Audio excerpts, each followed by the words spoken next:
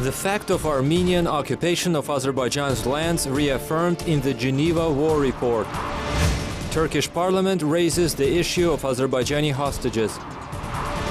Non-oil sector's share in GDP projected at 80% by 2020, says Azerbaijani official.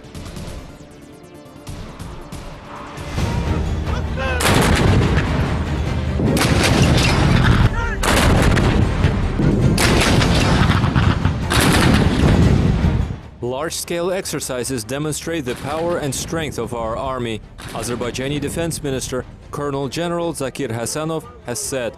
According to the minister, apart from the combat vehicles, aviation, rocket artillery, hardware, etc. involved in the exercises, he would like to specially note the personnel's high spirit, patriotic determination, professionalism, and readiness. The invaders are frightened after recent blows inflicted upon them. They are in panic. Armenia's economy is paralyzed and about to collapse, and the army is almost dissolving. The enemies must understand that the only way out for them is to withdraw from the occupied Azerbaijani lands. Otherwise, our armed forces will fulfill the holy duty before our people and state, the liberation of our lands from occupation, the minister said while speaking before military personnel. Hasanov said that thanks to the care and attention of the Supreme Commander-in-Chief to military buildup, activities have recently been carried out in order to strengthen combat and moral psychological readiness of the personnel, improve living conditions of the personnel, and consolidate the logistics. The leadership of the Defense Ministry attended the opening of the military unit and reviewed the newly commissioned headquarters, barrack rooms, training complex, ammunition depot, square for lineup, medical station, heating system, and other facilities. The West uses double standards in its approach to the Armenia-Azerbaijan-Nagorno-Karabakh conflict, which is vividly evidenced by the reaction to the developments in Ukraine. Sanctions are being imposed and substantial pressure exerted. On the other hand, Armenia has been occupying Azerbaijan's lands for decades, but there has been no proper reaction to this so far.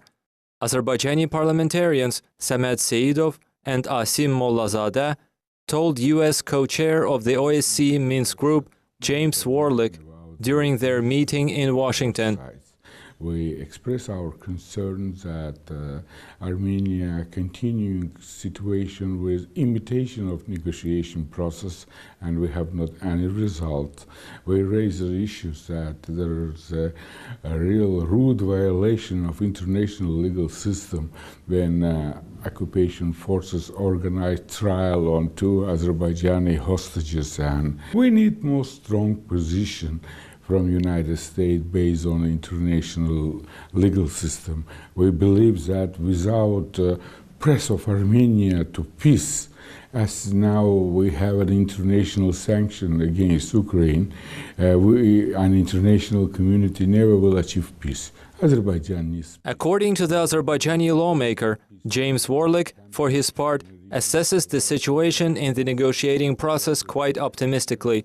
Nonetheless, the Azerbaijani MPs expressed a number of objections to the U.S. diplomat, in particular with regard to the complicated situation concerning Dilgam Askarov and Shahbaz Guliyev, the Azerbaijanis who were trying to visit the graves of their relatives last summer and were taken hostage by the invading Armenian regime in the occupied Kalbajar region of Azerbaijan.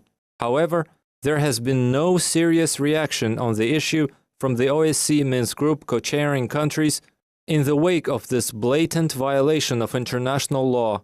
Moreover, the occupying forces staged a show trial. We believe that a serious reaction must be expressed in this regard, Mollazadeh said. James Warlick has already duly responded to the matter, voicing his concern over this situation, and it appears that such meetings and discussions are very important, Mollazadeh concluded. The new war report launched at the Graduate Institute of International and Development Studies in Geneva made publicly available since 2015. The war report was prepared by the Geneva Academy of International Humanitarian Law and Human Rights, a joint center of the Graduate Institute and University of Geneva and was published by Oxford University Press. The report provides extensive information with regard to 39 armed conflicts that occurred on the territory of 26 states during 2013. The objective of the war report is to serve as a source of reference and information on the conflicts around the globe for states, UN, and its specialized agencies, international non-governmental organizations, and academic circles. The fact of the occupation of the territories of Azerbaijan by Armenia and the continued military aggression of Armenia against Azerbaijan was unequivocally reaffirmed in the report. Furthermore, the report emphasized that the only parties to the conflict are Armenia and Azerbaijan. The occupation of more than 1/7 of the territory of Azerbaijan, as well as the obligations of Armenia as an occupying power, were mentioned at the pages 44 to 48 of the report, devoted to the conflict between Armenia and Azerbaijan. This very part of the report is entitled Military Occupation of Azerbaijan by Armenia. The Geneva Academy of International Humanitarian Law and Human Rights aims to conduct and promote scientific research, organize training courses and expert meetings, and provide legal expertise in the branches of international law relating to situations of armed conflicts. The first edition of the war report covered the year of 2012 and was launched on December 2013. In his speech at the Grand National Assembly, member of the Republican People's Party Ali Özgündüz called on Turkey to take actions for the return of Shahbaz Guliyev and Dilgam Ashkarov, who were taken hostage by Armenians in Kalbajari in June 2014. Ali Özgündüz recalled that both Azerbaijanis were taken hostage by Armenians while visiting their mothers' graves in Kalbajari, and the other one was brutally killed. For Azerbaijan, this is a very important issue now. Azerbaijan and Turkey are one nation, two states. Since we are a single nation, Turkish Foreign Ministry also has to care about the two persons from our nation, one of whom was sentenced to 22 years in prison by an illegal court and the other to life in prison. My point is that if our relations with Azerbaijan are indeed upon brotherhood, not just in words, then the Foreign Ministry has now an essential tool in its hands to demonstrate that, Ali Özgündüz said. The MP added that the occupied lands belong to Azerbaijan. The two men have been sentenced to heavy punishments by a so-called court for visiting their mothers' graves in their own land. The Turkish government is supposed to play a crucial part in securing the release of our brothers from Armenian prisons and their return to Azerbaijan, the MP stressed. Ali Özgündüz called on the Turkish parliament to raise the issue at the international level and take necessary steps. An Azerbaijani delegation led by Nazim Samanov, Deputy Culture and Tourism Minister, is participating at the Conference on World Conference on Tourism and Culture, establishment of a new partnership organized by the World Tourism Organization and UNESCO in Cambodian city of Siem Reap. Talia Rifai, Secretary General of the World Tourism Organization, Irina Bokova, Director General of UNESCO, Cambodia's King Norodom Sihamoni, and Prime Minister Hun Sen, Culture and Tourism Ministers, and other senior officials from about 50 countries attend the UN. Government of Cambodia really consider tourism as a real paradox. And I think we do understand well here, as in being involved in the culture and in tourism, that tourism brings positive benefits, but of course also negative impacts. So the real challenge here is how to maximize these benefits and to minimize those impacts. Discussions on determination of opportunities for joint cooperation in the field of economic growth, social development, protection of tourism and culture are held at the conference. The conference, to last till February 6, creates more favorable conditions for investigation of problems and cooperation in the field of culture and tourism.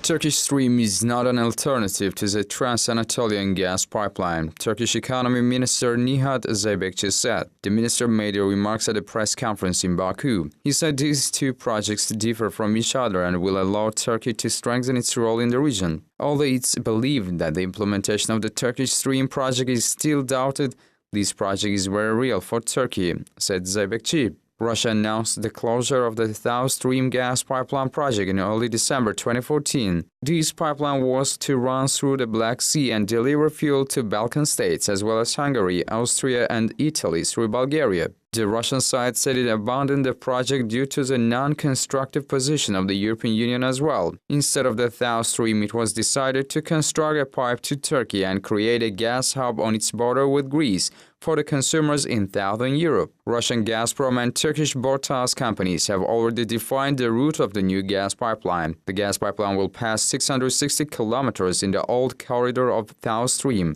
and 250 kilometers in the new corridor in the direction of the European part of Turkey. Azerbaijan in turn is carrying out work to ensure the supply of its gas to Europe, which will be possible with the implementation of the Stage 2 of development of the Shah Deniz gas condensate field, expansion of South Caucasus gas pipeline, construction of TANAP and TAP. All these projects are the components of the Thousand Gas Corridor. The Thousand Gas Corridor will allow Europe to diversify its hydrocarbon supply sources and strengthen energy security, and also will allow Azerbaijan to obtain a new market in Europe. Moreover, Turkish ministers said that the Baku-Tbilisi Kars railway construction project will have a significant impact on the economic situation in the region. Turkey, Azerbaijan and Georgia attach great importance to this project as it's one of the most important in the region and designed to be a transport corridor between Europe and Asia, he said. The minister also said that Tbilisi will host a trilateral meeting of economic ministers of Azerbaijan, Turkey and Georgia on March 6,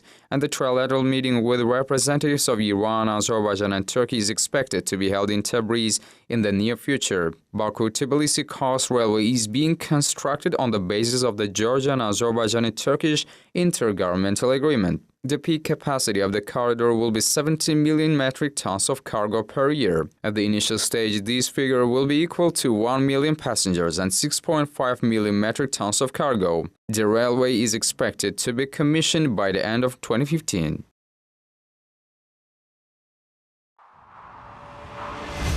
As of the end of 2014, the share of the non-oil sector in Azerbaijan's economy amounted to over 60%. Increasing 7% in comparison with 2013. However, the figure is expected to grow further, and in accordance with the Azerbaijan 2020 Look into the Future development concept, an objective has been set forth to raise the non-oil sector's share in GDP to 80%. President of Azerbaijan Export and Investment Promotion Foundation, ASPROMO, Rifat Mammadov, said in an interview with the Cibc TV channel's news portal. Rifat Mammadov said that in order to achieve the goals of the 2020 program, an average 7% growth is required. Basically, we are ahead of these indicators, and as early as by 2020, Azerbaijan will have an economy with the minimal role of the oil sector. We are also facing the task of increasing the bulk of non-oil exports, but in this regard, we are still dependent on the oil sector, Mammadov said. Azerbaijan is improving its business climate by close cooperation with a number of international financial institutions, including the World Bank, which has regarded the conditions for doing business in Azerbaijan among the best in the world. For instance, currently, it takes only 2 working days to register a company in the country, having submitted just a small number of documents to a single body. Moreover, a system of electronic registration of companies is applied in Azerbaijan. According to Rifat Mammadov, overall, the processes ongoing as part of the non-oil sector development enable us to say that in the nearest future, Azerbaijan not only will expand the scope of exports but also assert itself in new markets. There are several important projects, such as delivering winemaking products to the U.S. market. Work on this project began in the second half of 2013, and the required permission has already been granted. Relevant issues are being discussed with distributors and buyers of such produce in the United States. According to Mammadov, at the same time, ASPROMO is working to draw potential investors to the industrial parks of Azerbaijan, including the high-tech park. Azerbaijani artist's artwork, Mother of God, will be displayed at Sotheby's auction in London. As part of the Buta Festival 2015, a celebration of Azeri arts and culture, the artwork of the late artist Javad Mirjavadov, one of Azerbaijan's greatest 20th century painters, will be on display at Sotheby's on February 16th to 19th. Javad Mirjavadov is an unfathomed genius of the 20th century, a non-conformist and a reformer, whose masterpieces have had a tremendous influence on the development of contemporary Azerbaijani art.